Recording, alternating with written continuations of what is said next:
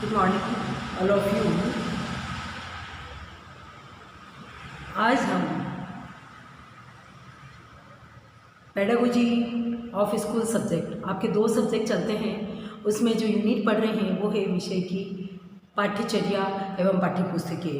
First आपका एक video आ चुका है, ये द्वितीय है और इसमें आपका फर्स्ट पॉइंट रहेगा पाठ्यक्रम निर्माण के सिद्धांत।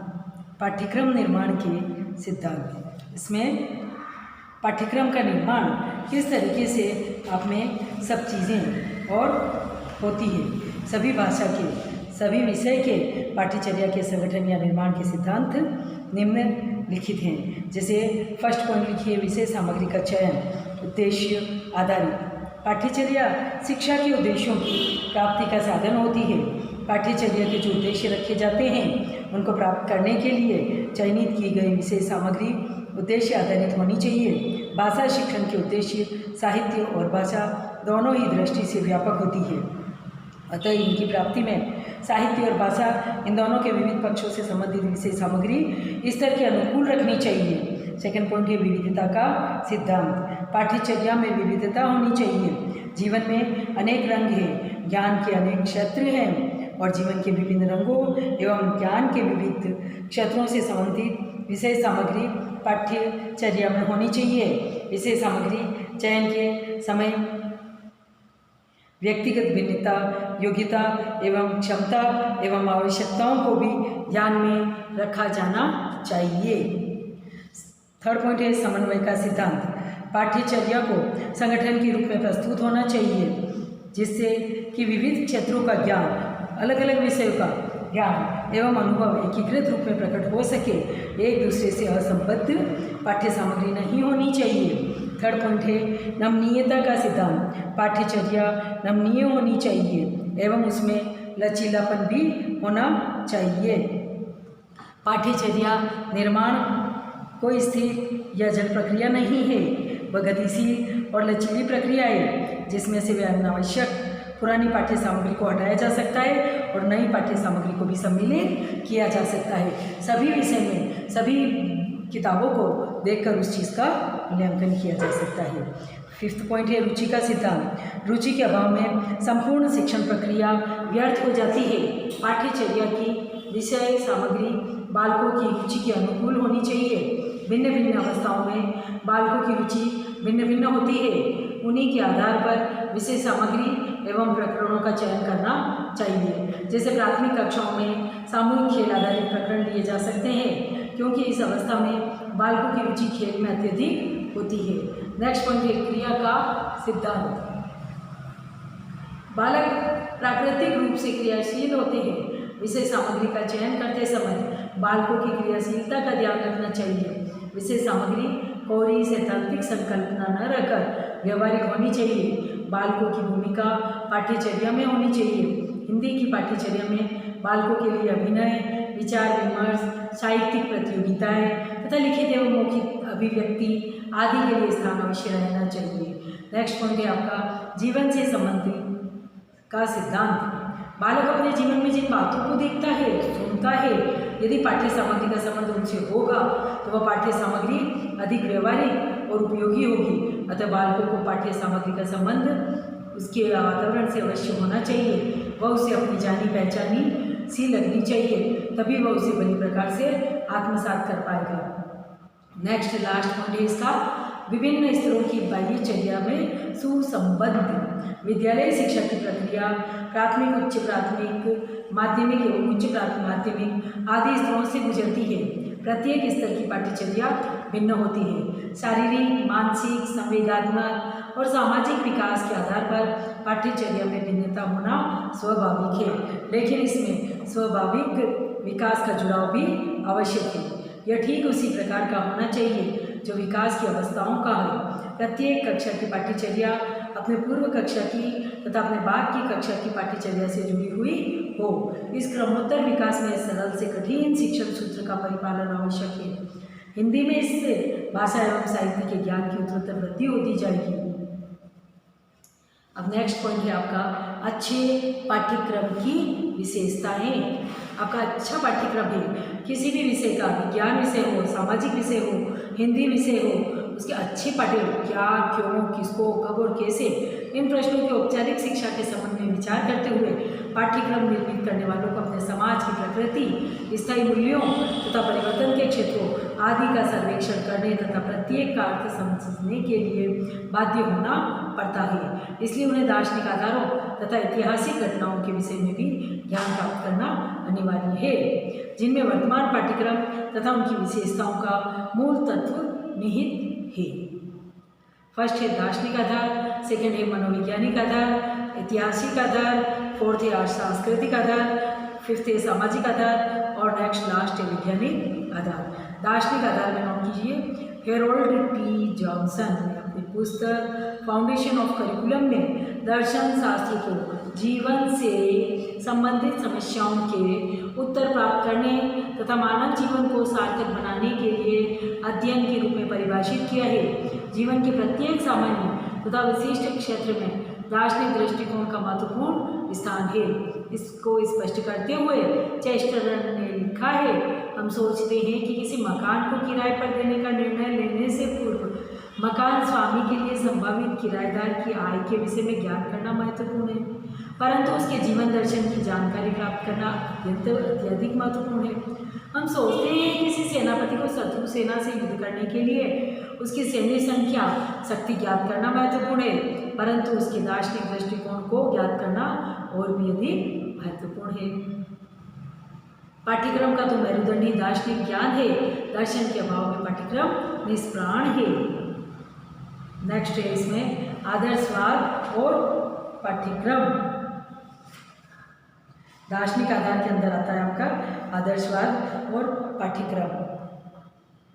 आदर्शवादी विचारधारा प्रमुख रूप से शाश्वत मूल्यों में विश्वास करती है और मानव को अपना जीवन शाश्वत मूल्यों की प्राप्ति के हेतु समर्पित करने पर बल देती है। आदर्शवादी पाठ्यक्रम में इतिहास और साहित्य को विशेष स्थान प्रदान किया गया है। इसके अतिरिक्त धर्मशास्त्र, नीतिशास्त्र आदि को भी महत्वपूर्ण स्थान प्राप्त है। सेकेंड पॉइंट है प्रकृतिवाद और पाठ्यक्रम। प्रकृतिवादी दार्शनिक विचारधारा बालक को पूर्ण स्वतंत्रता प्रदान करने पर बल देती है। यह विचारधारा बालक के स्वाभाविक विकास को प्रमुख रूप से स्वीकृत है। इस उद्देश्य की पूर्ति के लिए प्रकृतिवादी पाठ्यक्रम में खेलकूद, व्यायाम, पर्यटन, प्रकृति निरीक्षण, भूगोल, विज्ञान आदि विषयों को प्रमुख स्थान प्रदान करते हैं। थर्ड पॉइंट है प्रयोजनवाद और पाठ्यक्रम। यह विचारधारा अमेरिका में विकसित हुई। यह विचारधारा शाश्वत सत्य में विश्वास नहीं रखती है। उसके अनुसार सत्य परिवर्तनशील है, मनुष्य तथा उसकी परिस्थितियाँ सत्य का निर्माण है। प्रयोजनवादी पाठ्यक्रम छात्रों की रुचियों पर आधारित है। इसमें पाठ्य सामग्री के लिए कोई स्थान नहीं है। यह पाठ्य सामग्री का प्रयोग छात्रों की आवश्यकताओं तथा अभिरुचियों से संबद्ध करके करता है। यह पाठ्यक्रम हस्तकला तथा उद्योग धंधों पर विशेष बल देता है। नेक्स्ट पॉइंट है यथार्थवाद और पाठ्यक्रम। यथार्थवादी विचारधारा प्रत्यक्ष जगत को वास्तविक जगत स्वीकार करती है। यह विचारधारा शिक्षा का लक्ष्य बालक को उस भौतिक व्यवस्था को समझने तथा उसके साथ समायोजन करके सहायता प्रदान करना निर्धारित करती है। इस उद्देश्य की प्राप्ति के लिए यथार्थवादी पाठ्यक्रम में उन विषयों को सम्मिलित किया जाता है जो भौतिक जगत को स्पष्ट कर सके। इसमें गणित एवं भौतिक विज्ञानों तथा सामाजिक विज्ञानों को विशेष स्थान प्रदान किया गया है। मनोवैज्ञानिक आधार। सेकंड पॉइंट है जॉनसन के अनुसार पाठ्यक्रम के मनोवैज्ञानिक आधार मनोविज्ञान के वे तथ्य हैं जो अधिगम प्रक्रिया को प्रभावित करते हैं। ये पाठ्यक्रम निर्माता को शिक्षार्थी के व्यवहार के संबंध में बुद्धिमत्तापूर्ण निर्णय लेने में सहायक सिद्ध होते हैं। पाठ्यक्रम को बालकों की आवश्यकताओं, अभिरुचियों, क्षमताओं, अनुभवों तथा अभियोग्यताओं आदि पर आधारित करने का जो प्रयास किया गया है वह मनोवैज्ञानिक आधार का ही परिणाम है। क्रिया प्रधान एवं अनुभव आधारित पाठ्यक्रम भी मनोविज्ञान पर भी आधारित माना जाता है। थर्ड है ऐतिहासिक आधार। इतिहास अतीतकालीन प्रवृत्तियों का एक व्यवस्थित अभिलेख है। जॉन्स के अनुसार इतिहास जीवन के अनुभवों की विधि है और आज का छात्र इसका अध्ययन इसलिए करता है जिससे कि वह वर्ग विशेष के अनुभवों से लाभ उठा सके। नेक्स्ट है सांस्कृतिक आधार। पाठ्यक्रम शैक्षिक उद्देश्यों की पूर्ति का आधार होता है। पाठ्यक्रम संस्कृति से अनेक तथ्यों को ग्रहण करता है। वस्तुतः संस्कृति किसी समाज की संपूर्ण जीवन पद्धति से संबंधित होती है। अतः पाठ्यवस्तु में उन कौशलों, विचारों तथा मूल्यों का समावेश होना चाहिए जिनको समाज द्वारा बहुमूल्य एवं महत्वपूर्ण माना जाता है। नेक्स्ट है सामाजिक आधार। मानव एवं एक सामाजिक प्राणी है। उसका जन्म समाज में ही होता है और समाज में ही वो उन्नति करता है, साथ ही उसकी मृत्यु भी समाज में ही होती है। अतः उसके जीवन का कोई भी पक्ष सामाजिक प्रभाव से अछूता नहीं रह पाता है। फ्रैंक मुस्ग्रेव के अनुसार अभी तक प्राय माना जा रहा है पाठ्यक्रम के क्षेत्र में समाज शास्त्र का योगदान शैक्षिक उद्देश्यों के निर्धारण से संबंधित है और अधिगम अनुभवों तथा पाठ्यवस्तु के चयन एवं मूल्यांकन से इसका विशेष संबंध नहीं है।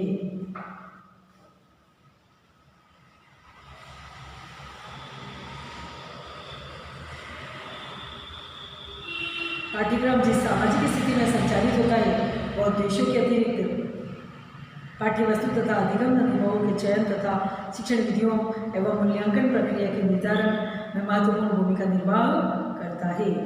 मूलभूत विश्वास, आस्थाएं, मूल्य, नैतिक शिक्षण सिद्धांत के स्थान प्रदान करना, परंपराएं, रीति रिवाज, आकांक्षाएं तथा मूल्य प्रतिमान को सम्मिलित करना, सामाजिक, आर्थिक, धार्मिक तथा राजनीतिक परिस्थितियों को ध्यान में रखना, ये सभी इसमें सम्मिलित करना है। नेक्स्ट लास्ट पॉइंट है इसका वैज्ञानिक आधार। शिक्षा के वैज्ञानिक आधार का अर्थ है शैक्षिक उद्देश्यों को उपयोगी एवं प्राप्ति बनाना, पाठ्यक्रम में विज्ञानों की शिक्षा समावेश करना, शिक्षण विधि में आगमन पर अधिक बल देना तथा इंद्रिय प्रशिक्षण को महत्वपूर्ण स्थान प्रदान करना। वैज्ञानिक आधार पर इस तथ्य पर अधिक बल देता है कि पाठ्यक्रम में उस पाठ्य सामग्री को स्थान दिया जाए जो छात्रों में वैज्ञानिक दृष्टिकोण विकसित कर सके। यह प्रत्यक्ष तथा स्थूल सामग्री पर भी बल देता है। पाठ्य पुस्तक की विशेषताएं ये आपकी कंप्लीट हो चुकी है। अब आपका आता है पाठ्य पुस्तक की आवश्यकताएं।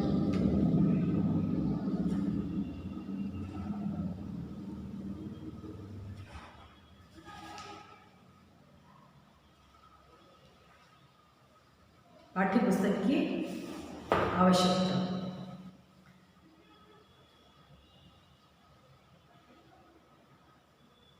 अंग्रेजी भाषा में पुस्तक के लिए बुक शब्द का प्रयोग किया जाता है। बुक शब्द जर्मन भाषा के बुक से बना है जिसका अर्थ वृक्ष होता है। फ्रांसीसी भाषा में इसका अर्थ वृक्ष की छाल से लिया जाता है। भारत में पुस्तक के लिए प्राचीन काल से ग्रंथ शब्द का प्रयोग होता है। ग्रंथ का अर्थ गूंथना और बांधना है। किसी भी पुस्तक को हम पाठ्य पुस्तक नहीं कह सकते। पाठ्य पुस्तक के संबंध में निम्नलिखित परिभाषाएं समाहित की जाती है या इसमें प्रस्तुत की जा रही है। बेकन पाल के शब्दों में पाठ्य पुस्तक कक्षा शिक्षण के प्रयोग के लिए प्ररचित वह पुस्तक है जो सावधानी के साथ विषय के विशेषज्ञ द्वारा तैयार की जाती है और जो सामान्य शिक्षण युक्ति से भी संपन्न होती है। नेक्स्ट एक गुट का मानना है कि एक निश्चित पाठ्यक्रम के अध्ययन के प्रमुख साधन के रूप में एक निश्चित शैक्षिक स्तर पर प्रयुक्त करने के लिए एक निश्चित विषय पर व्यवस्थित ढंग से लिखी गई पुस्तक पाठ्य पुस्तक है। डगलस के अनुसार शिक्षकों के बहुमत से अंतिम विश्लेषण के आधार पर पाठ्य पुस्तक को वे क्या और किस प्रकार से पढ़ाएंगे की आधारशिला बताया है। प्रोफेसर हेरोलिकर के मत में पाठ्य पुस्तक ज्ञान के विभिन्न तत्वों, आदतों, भावनाओं, क्रियाओं तथा अभिरुचियों का एक पुंज है। नेक्स्ट है प्रोफेसर बार तथा पटेल के शब्दों में पाठ्य पुस्तक हमारे देश में शिक्षा का एक महत्वपूर्ण यंत्र है। उपरोक्त परिभाषाओं से भाषा शिक्षण में पाठ्य पुस्तकों का महत्व स्पष्ट हो जाता है।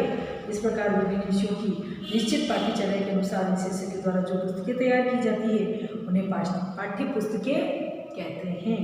अब है पाठ्य पुस्तक की आवश्यकता। आधुनिक शिक्षा व्यवस्था में पाठ्य पुस्तकों का महत्व बहुत अधिक बढ़ गया है। आधुनिक युग में ज्ञान की अनेक शाखाएं एवं प्रशाखाएं बनती जा रही है, जिसके चलते आज ज्ञान की संरचना विशिष्ट होती जा रही है। ऐसे में पाठ्य पुस्तकों का महत्व और अधिक बढ़ गया है। पाठ्य पुस्तक की आवश्यकता को हम निम्न प्रकार से समझ सकते हैं। फर्स्ट है ज्ञानार्जन का साधन। सभी विषय में जैसे पाठ्य पुस्तकें हैं, ज्ञानार्जन का एक साधन है। मानव ने अपने अनुभूत पर्याप्त ज्ञान को पुस्तकों के रूप में संग्रहित कर रखा है, अतः पाठ्य पुस्तकें ज्ञानार्जन का सशक्त साधन है। रामचंद्र शुक्ल ने ज्ञान राशि के संचित कोश का नाम साहित्य माना है और पुस्तकों के अध्ययन से हम विभिन्न विषयों का ज्ञान प्राप्त कर सकते हैं। नेक्स्ट पॉइंट है शिक्षक एवं विद्यार्थियों की मार्गदर्शिका। पाठ्य पुस्तकें शिक्षक तथा छात्र दोनों के लिए मार्गदर्शक का कार्य करती है।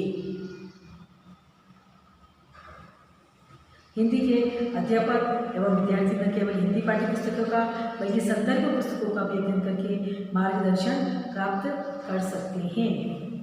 स्वाध्याय का आधार। पाठ्य पुस्तकें स्वाध्याय का आधार होती है। इसके पुस्तकों के अभाव में स्वाध्याय विकसित होना ही संभव नहीं है। हिंदी के जटिल प्रत्ययों को पाठ्य पुस्तकों की सहायता से ही स्पष्ट किया जा सकता है।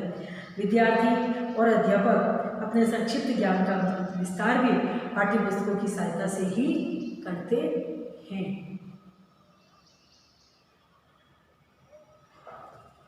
नेक्स्ट है ज्ञान के स्थायित्व का सशक्त साधन। मानव ने जो ज्ञान आज तक अनुभूत किया है वह पुस्तकों के रूप में ही संग्रहित किया गया है।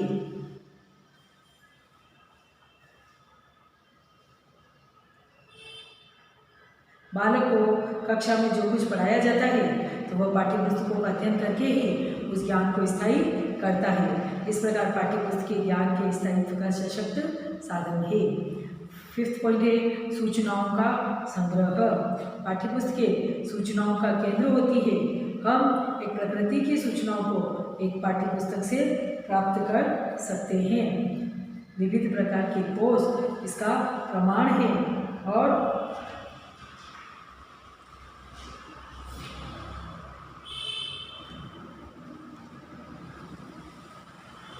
ज्ञान के विभिन्न सूचनाओं का संग्रह हमें सबसे अधिक पुस्तकों के रूप में मिलता है।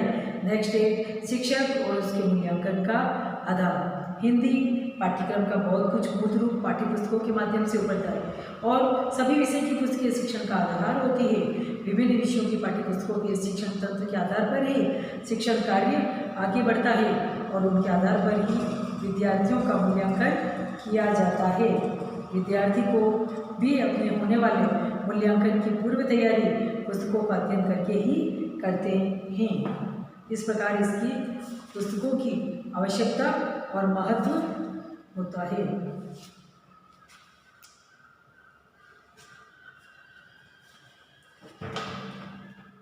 इस प्रकार हम देखते हैं कि अन्य विषय की पाठ्य पुस्तकों का अनेक दृष्टियों में महत्व है, लेकिन हमें यह बात सदैव ध्यान रखनी चाहिए कि पुस्तकें साधन है, साध्य नहीं। पाठ्य पुस्तकों के महत्व पर प्रकाश डालते हुए राष्ट्रीय शैक्षिक अनुसंधान और प्रशिक्षण परिषद ने लिखा है, निसंदेह पाठ्य पुस्तकें बालकों की शिक्षा की दृष्टि से सबसे महत्वपूर्ण एवं सर्वोपयोगी साधन है।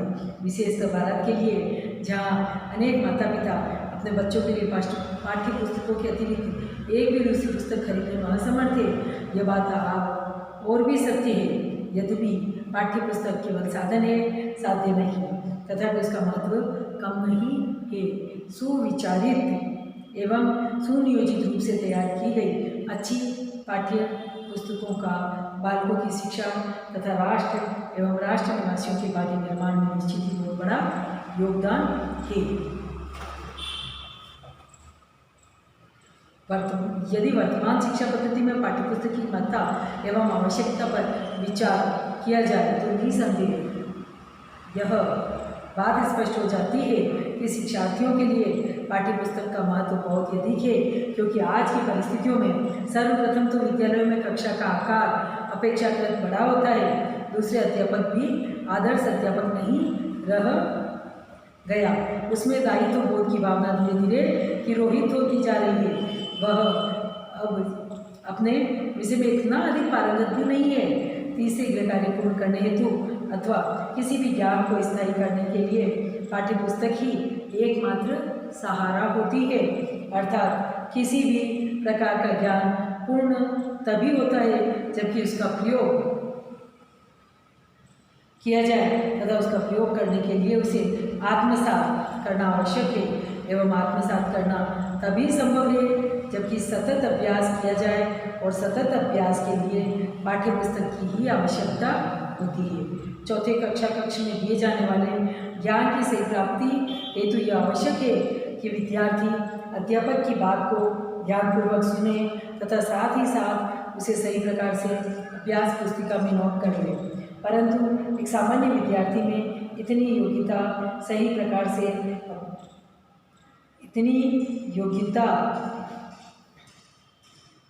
तथा साथ ही साथ सही प्रकार से अभ्यास पुस्तिका में नोट कर ले, एक सामान्य विद्यार्थी में इतनी योग्यता एवं क्षमता नहीं होती है। वह एक ही समय में अध्यापक की बात को सुनता भी रहे और एक साथ नोट भी करता रहे। अतः ऐसी स्थिति में पाठ्यपुस्तक की ही आवश्यकता पड़ती है। शिक्षार्थी के अतिरिक्त अध्यापक को भी पाठ्यपुस्तक की आवश्यकता होती है, क्योंकि कक्षा में किसी प्रकार की जानकारी देने से पहले यह आवश्यक होता है कि वह इस बात से आश्वस्त हो जाना चाहिए कि जो जानकारी वह कक्ष में देने जा रहा है वह पूर्णतः सही एवं स्तरानुकूल है और ऐसी जानकारी उसे पाठ्यपुस्तक से ही उपलब्ध हो सकती है। प्रयुक्त सभी बातें, सभी विषय अध्ययन शिक्षण में पाठ्यपुस्तक की होती है। यदि यह कहा जाए कि सामाजिक अध्ययन शिक्षण में पाठ्यपुस्तक की अपेक्षाकृत अधिक आवश्यकता होती है तो कोई अतिशयोक्ति नहीं होगी, क्योंकि सामाजिक विज्ञान शिक्षण में जहाँ पर मानचित्रों की अधिक आवश्यकता होती है, वहीं दूसरी ओर विभिन्न प्रकार के आंकड़ों को भी बहुतायत होती है, जिन्हें आत्मसात करने हेतु बार बार पाठ्यपुस्तक का ही सहारा लिया जाता है। तथा उच्च माध्यमिक स्तर से तो सामाजिक अध्ययन शिक्षण के अंतर्गत भूगोल शिक्षण में प्रायोगिक कार्य का शुभारंभ भी हो जाता है। अतः प्रायोगिक कार्य संपन्न करने हेतु तो पाठ्यपुस्तक की उतनी ही आवश्यकता होती है जितनी कि गणित के प्रश्न हल करने हेतु गणित के पुस्तक की अपरिहार्यता होती है।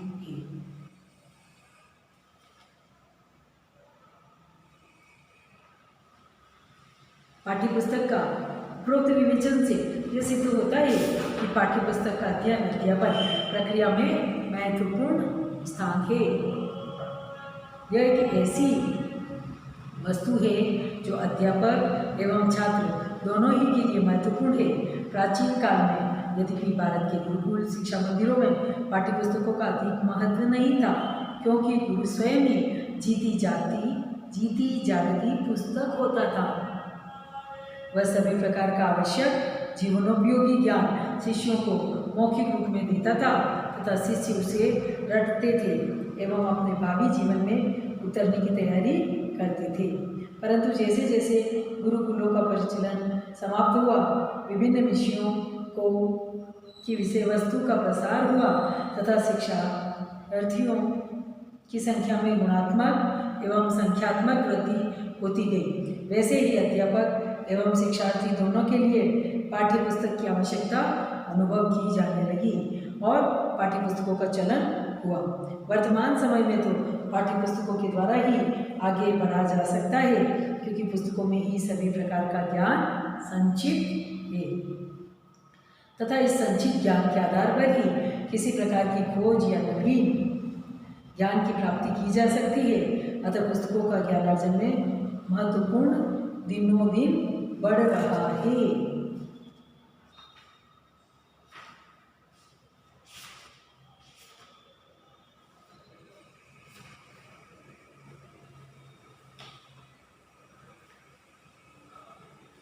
पाठ्यपुस्तकों का विद्यार्थी को प्रयोग करते समय ध्यान रखना चाहिए किस तरीके से वह उसकी यह धारणा है कि वह बिना अनुभव, ट्रेनिंग या प्रयोग करके पाठ्यपुस्तक से पूरा लाभ उठा सकता है, यह सत्य नहीं है। वास्तव में पाठ्यपुस्तक एक ठोस इकाई होने के कारण अपेक्षाकृत अधिक जटिल वस्तु बन गई है, तब वह अपनी पूर्ण सूझबूझ एवं कुशलता के साथ ही पाठ्यपुस्तक का उपयोग करके अधिकाधिक लाभ प्राप्त करने में समर्थ हो सकता है। इसी प्रकार अध्यापक का भी ये परम कर्तव्य हो जाता है। इस बात का ध्यान करें, देखिए कि क्या उसके शिक्षार्थी पाठ्यपुस्तक का सदुपयोग करना चाहते हैं। यदि आवश्यक हो तो उन्हें पाठ्यपुस्तक का सदुपयोग करना सिखाना चाहिए। इस कार्य के लिए वह अपने विवेक के अनुसार आवश्यक विधियों का अनुसरण कर सकता है। यहाँ पर सामाजिक विज्ञान की पाठ्यपुस्तक के प्रभावपूर्ण उपयोग के कतिपय सुझाव होते हैं। हिंदी की पाठ्यपुस्तक के अलग होते हैं और भूगोल, ज्योग्राफी, साइंस, इन सब की पाठ्यक्रम की जैसे छात्रों को सत्र प्रारंभ होते ही पुस्तक की विशेष सूची एवं उसी की विशेषताओं के बारे में बता दिया जाना चाहिए। अध्यापक को चाहिए कि वह विषय वस्तु का अवलोकन कर समय एवं परिस्थिति को ध्यान में रखते हुए इस प्रकार से क्रमबद्ध कर ले कि सत्र के अंत तक उसे पूर्ण किया जा सके। पाठ्यक्रम के अनुसार विषय सामग्री को क्रमबद्ध कर उसकी जानकारी विद्यार्थियों को भी दे देनी चाहिए। प्रत्येक इकाई की सावधानीपूर्वक तैयारी करनी चाहिए, जिसमें विद्यार्थियों से अपेक्षित सहयोग लेना चाहिए। अध्यापक का यह दायित्व है कि पाठ्यपुस्तक के अंत में दिए गए अभ्यास प्रश्नों की सहायता से विद्यार्थियों को समुचित मात्रा में गृह कार्य दे, ताकि उन्हें उसे पूर्ण करने में विद्यार्थी पाठ्यपुस्तकों का अधिकाधिक प्रयोग करने के लिए प्रेरित हो सके।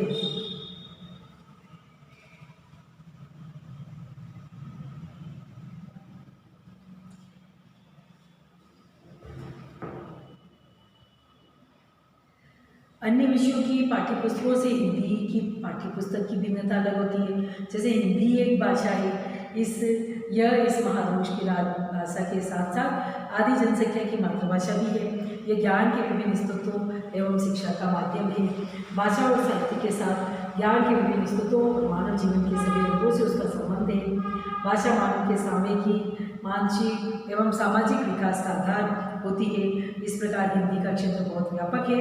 भाषा और साहित्य में स्वयं अपने आप में विभिन्न दृष्टियों से व्यापकता होती है। हिंदी की पाठ्यपुस्तक में भाषा के विभिन्न पक्षों के अतिरिक्त साहित्य, संस्कृति, धर्म, कला, इतिहास, भूगोल, विज्ञान, वाणिज्य, प्रकृति और मनोरंजन आदि अनेक विषयों की सामग्री का समावेश होता है, जो कि किसी एक विषय में संभव नहीं है। इस प्रकार हम देखते हैं कि हिंदी की पाठ्यपुस्तक अनेक दृष्टियों से अन्य विषयों की पाठ्यपुस्तकों से भिन्न है।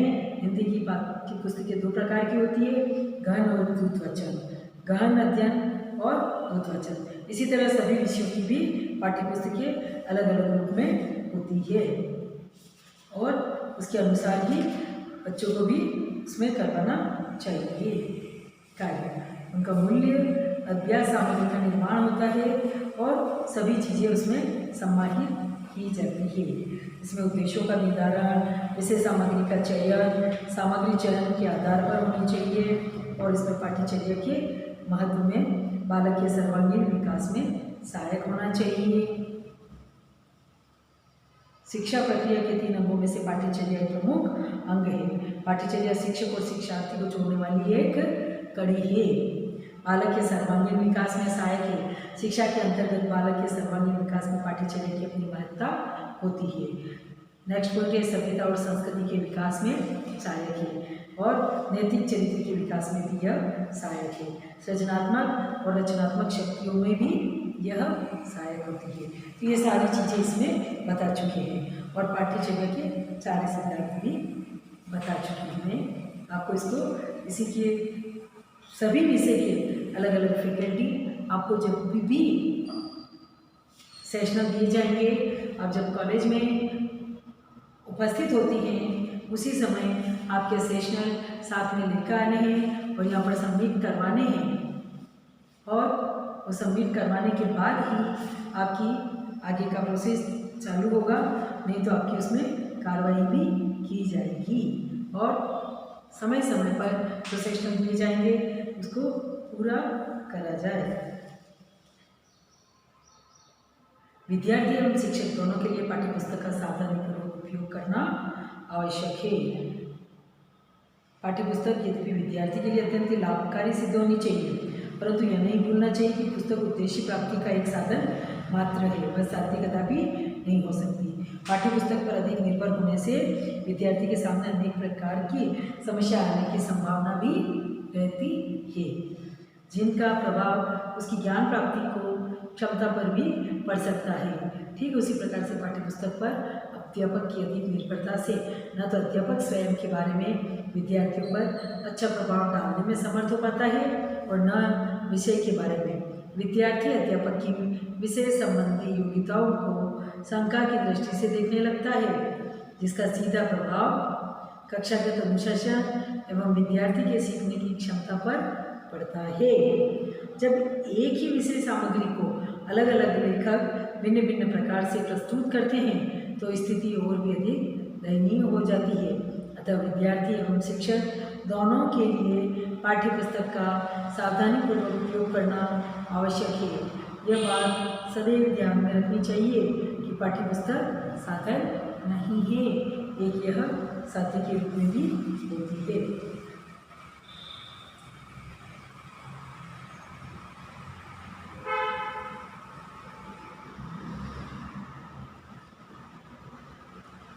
जैसे सामाजिक अध्ययन शिक्षण के उद्देश्यों को पूरा नहीं करती है कुछ पुस्तकों में, तो अतः सामाजिक अध्ययन की पाठ्यपुस्तकों का निर्माण करने से पूर्व संबंधित भौगोलिक मानवीय तत्वों के साथ साथ उद्देश्यों पर बड़ी विचार कर लेना आवश्यक है। और सामाजिक अध्ययन की पुस्तक में लिखने वाले विद्वान को सर्वप्रथम इस बात से पूर्ण आश्वस्त होना चाहिए कि स्वयं महत्वपूर्ण आधारभूत सिद्धांतों से परिचित हो और सभी विषय में जो लेखक अनुभवी है तथा अपने क्षेत्र में कोई विशेष उपलब्धि प्राप्त कर चुके हैं उन्हें पाठ्यपुस्तक लिखने के लिए प्रोत्साहित करना चाहिए। सामाजिक अध्ययन की पाठ्यपुस्तकों को कुछ निर्धारित मानदंडों के आधार पर मूल्यांकन करने के बाद भी प्रचलन में लेने का प्रावधान होना चाहिए। इस कार्य के लिए सामाजिक विशेषज्ञों की समिति का गठन किया जाना चाहिए। पाठ्यपुस्तक में नवीन आंकड़ों एवं अन्य ज्ञान का समावेश होना चाहिए एवं तथा वह केवल परीक्षा उन्मुख नहीं होनी चाहिए। टाइपिंग या मुद्रण संबंधी गलती से बचने के लिए अनुभवी एवं योग्य प्रकाशकों एवं मुद्रकों को प्रोत्साहन देना चाहिए। पाठ्यपुस्तक का संबंध स्थानीय परिवेश से अवश्य होना चाहिए। पाठ्यपुस्तकें सामाजिक अध्ययन शिक्षण के विभिन्न उद्देश्यों, ज्ञानात्मक, अवबोधात्मक, कौशल, ज्ञानोपयोग एवं अभिवृत्त्यात्मक विकास की पूर्ति करने वाली होनी चाहिए। अपेक्षाकृत उच्च स्तर पर पाठ्यपुस्तक के प्रकरण, मुख्य बिंदु या भौगोलिक शब्दावली को राष्ट्र द्वारा स्वीकृत भाषा में देना भी अच्छा रहता है। जैसे भारत में हिंदी की पाठ्यपुस्तक में उक्त बिंदुओं को कोष्टक में अंग्रेजी भाषा में देना सीखने की दृष्टि से श्रेयस्कर होना चाहिए। बाह्य स्वरूप स्तरानुकूल आकर्षक होने चाहिए। कागज जल्द मजबूत होने चाहिए। पाठ्यपुस्तक में विषय सामग्री एवं शिक्षण तकनीकी का ऐसा सामंजस्य होना चाहिए कि विषय से संबंधित उद्देश्यों के साथ साथ पर्यावरणीय शिक्षा के उद्देश्यों को पूर्ण करने में भी सकारात्मक सहयोग प्राप्त करना हो सके, ताकि ग्रह, प्रदेश, राज्य, राष्ट्र एवं विश्व की पर्यावरणीय समस्याओं का समाधान संभव हो सके। सामाजिक अध्ययन की पाठ्यपुस्तकों के राष्ट्रीयकरण की नीति पर अमल करने से पूर्व लाभ हानि पर व्यक्तिगत एवं राष्ट्रीय परिप्रेक्ष्य में गहनता से विचार कर लेना आवश्यक है। उपरोक्त सुझावों को ध्यान में रखकर सामाजिक अध्ययन की पाठ्यपुस्तकों में सुधार लाया जा सकता है और अन्य विषय की अध्ययन की शिक्षा में भी अपेक्षित सुधार एवं विकास करना संभव हो सकेगा।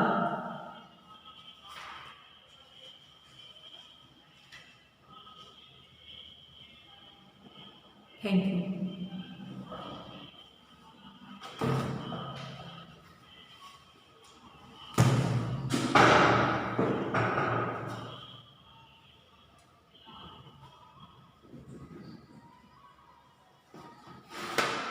अभी जो भी आपको फैकल्टी, आपकी सब्जेक्ट फैकल्टी जो आपको सेशनल देगी उसके अकॉर्डिंग जब भी आप कॉलेज में उपस्थित होंगे अपने सेशनल अपने विषय के अनुसार साथ में लेकर ही उपस्थित है, उसी के नहीं तो आगे की कार्रवाई आपको करनी पड़ेगी। और जैसे भी होगा ऐसा नहीं है कि आगे से पीछे है दे रहे हैं, जिस दिन सेशनल देवें उसी डेट के अकॉर्डिंग तब तक आपको भेजी जाए। जैसे मैंने आपको मान लो हिंदी का सेशनल दिया है या किसी और कंपल्सरी सब्जेक्ट का किसी भी फैकल्टी ने आपको सेशनल दिया है, आपको 22 तारीख को भेजा है, 22 तारीख को दिया गया है, आपको बोला गया है कि आपको 25 तक भेजना है, 25 से बिफोर 25 अगस्त, तो 25 अगस्त से पहले भेजना है। जबकि आपने 25 के बाद में 27 और 28 तक भी अगर भेजे जा रहे हैं तो उसकी आपकी अटेंडेंस नहीं लगाई जाएगी, आपको तारीख के अकॉर्डिंग ही आपको उसको भेजना पड़ेगा। और ये जो सेशनल है ये पेडागोजी सब्जेक्ट है, 2 सब्जेक्ट जो आपके हैं उन सभी की एक यूनिट इसमें ली है कि विषय की पाठ्यचर्या एवं पाठ्यपुस्तकें, इसको स्पष्ट रूप से समझें और उसके नोट्स बनाएं और सेशनल आपकी अपनी सब्जेक्ट टीचर ही आपको देंगे, उसी के अकॉर्डिंग आपको लेकर कॉलेज में उपस्थित होना है। Thank you.